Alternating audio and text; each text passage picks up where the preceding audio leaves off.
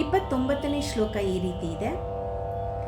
ಚಾರೋ ಜುಗ್ ಪರತಾಪ ತುಮ್ಹಾರಾ ಹೇ ಪ್ರಸಿದ್ಧ ಜಗತ್ತು ಜಿಯಾರ.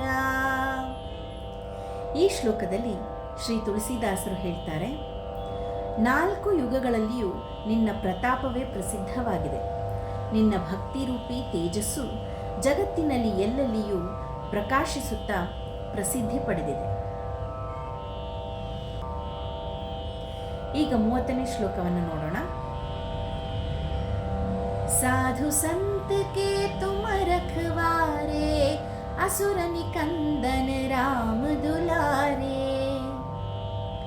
ಈ ಶ್ಲೋಕದ ಅರ್ಥ ಏನಂತಂದ್ರೆ, ಇಲ್ಲಿ ಶ್ರೀ ತುಳಸಿದಾಸರು ಆಂಜನೇಯ ಸ್ವಾಮಿಯನ್ನು ಕುರಿತು ಹೇಳ್ತಾರೆ, ನೀನು ಸಾಧು ಸಂತರಾದಿ ಸತ್ಪುರುಷನನ್ನು ರಕ್ಷಿಸುವವನು ಹಾಗೂ ಅಸುರರಾದಿ ದುಷ್ಟರನ್ನು ಸಂಹಾರ ಮಾಡುವವನು. ಈ ನಿನ್ನ ಶಿಷ್ಟ ರಕ್ಷಕ ಮತ್ತು ದುಷ್ಟ ಶಿಕ್ಷಕ ಕಾರ್ಯಗಳಿಂದ ಶ್ರೀರಾಮಚಂದ್ರನು ನಿನ್ನನ್ನು ಬಹಳ ಮೆಚ್ಚಿಕೊಂಡು ಪ್ರೀತಿಸುತ್ತಾನೆ. ಮುಂದಿನದು 31ನೇ ಶ್ಲೋಕ.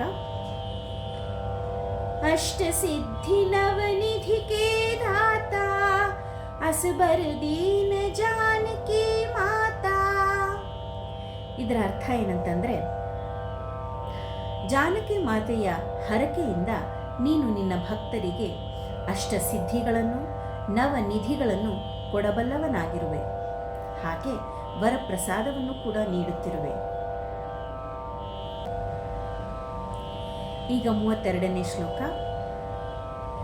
ರಾಮ ರಸಾಯನ ತುಮ್ಹರೆ ಪಾಸ ಸದಾ ರಹೋ ರಘುಪತಿ ಕೆ ದಾಸ.